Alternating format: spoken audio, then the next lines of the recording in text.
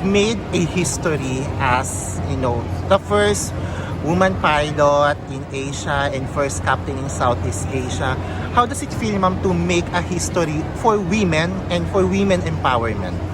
Of course, I'm so proud that I was able to be given that opportunity to be that.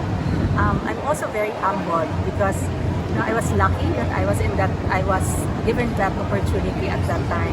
But at the same time, right now, I feel so proud because as you saw, there were like 60 plus female pilots. I mean, that's something to be celebrated. What is the edge of, a woman pilot? Sa tingin niyo po? I think we are very detailed. So whenever we study, we really look into the details as well. And I would say we're also, me personally, calm during emergency situations as well, trying to think what's best for your passengers and for everyone. From economics to aviation, what was the process? I mean, ano po yung nag-inspire sa inyo to make the jump? Yeah. I graduated in 1986, so that was EDSA. So at the time, women empowerment was very big because we had the first female president. So when Philippine Airlines opened its doors to female pilots, I said, why not give it a try? I had no idea what it was, so I just took the exams and I just tried to see if I would pass. Was that straight after college or nakapag-ano pa po kayo as a professional? So that was almost straight after. Oh, After that. wow. Yeah, it's 86. Was it a childhood dream ba of some sorts? No, really. But I was always a firm believer of women empowerment. That there were no boundaries in what women did. That's why I was a firm believer of that. Do you still recall if marami pa kayong classmates na female din at your batch? There was none. We were 22. I was the only female in my batch. How was the struggle or challenges during those times, ma'am, when you were starting in flying school and eventually being a pilot? So our training was semi-military. So it was a little bit difficult for me because I had no idea how that was going to go, that training, the discipline, the rigorous training and studying and all that. So it was very difficult. And it was a lot of technical stuff.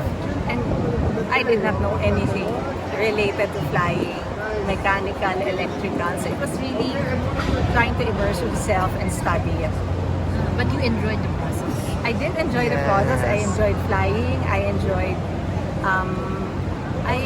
the discipline as well because it's quite very disciplined field. I enjoyed the camaraderie we had. I really loved working in PAL and the people I worked with. So. Can we say, ma'am, that the situation now is better for women pilots and women captains? Whereas nung nagsisimula kayo, sabi niyo nga, you're the only one in the field. Yes, it's very much better because as you can see, there are 60 now. During our time, it was me, and then there were 2, and then there was 1. So we were only 4 at the time during my entire stay at Philippine Airlines. I would say that it's much, much better. Ma'am, what do you want to tell to young girls who want to be pilots and captains in the future? Go ahead and really, but you have to study very well. You have to be diligent and you have to persevere. You have to be determined to be a pilot if that's what you want. But actually, for anyone who just wants to do a job that's in a male-dominated field, just keep on going because there's no limits to what women can do. Yeah. So you were 27 around that age, 22 when you first flew your... 21. When I graduated, I was 21. So yung as first captain po, 1993. 1993. So I was 29. But you, tama po ba, sabi nila you retired in 1999 as well?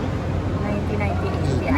Ba't po nag-retire kayo ng maaga, ma'am? We're curious lang. Right after college in 86. So I was 21 and then I flew for almost 10 years.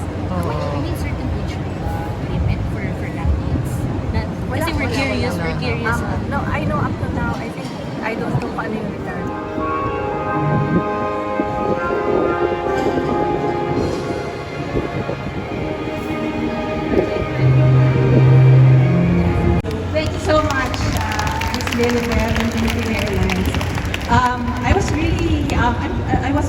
honored to have been invited to today's event. And they said, I was going to do something for the send-off for the women pilots today. But that was a surprise. So thank you, and thank you for the recognition. I'm really humbled by it. Today is another momentous occasion for women in aviation. And I couldn't be more thrilled to be here with all of you. It takes me back to 1992. Okay, that kind of defines my age, but nabuking na kanina. So when I was part of the first, we had an all-female flight back then. I was flying the Fokker 50, and we flew Manila, Dipolog, Zamboanga, Olo, Zamboanga, and back to Cebu. I know Yvonne would remember those times where we were doing 6 legs, 8 leg flight. And funny, during that time, we had the hydraulic failure that day. And I said, of all times, when it's the first all-female flight, we have this failure. But luckily, we were able to do our work as professionals as we are, and we were able to land safely. So that flight was marked very special to me, not only because it was the first all-female one, and it was also my first emergency. So, here we are, decades later, sending off another team, or rather teams, of exceptional women ready to conquer the skies. When I stand before you today, I see not just pilots, but future leaders who will continue to inspire generations to come. You all know the challenges you'll face, but remember, you are not alone. You have the unwavering support of Philippine Airlines, the unwavering spirit of the women who came before you, and most importantly, the unwavering belief in yourselves. The journey wouldn't have been possible without the unwavering belief of my own parents.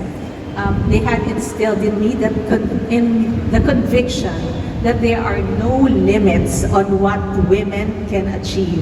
And having all of you here, I hear 12%, 60 plus women pilots. I think that is a testament to that belief that women can really achieve anything that they set their minds to. So if you could please give yourselves a round of applause, because this is no mean feat.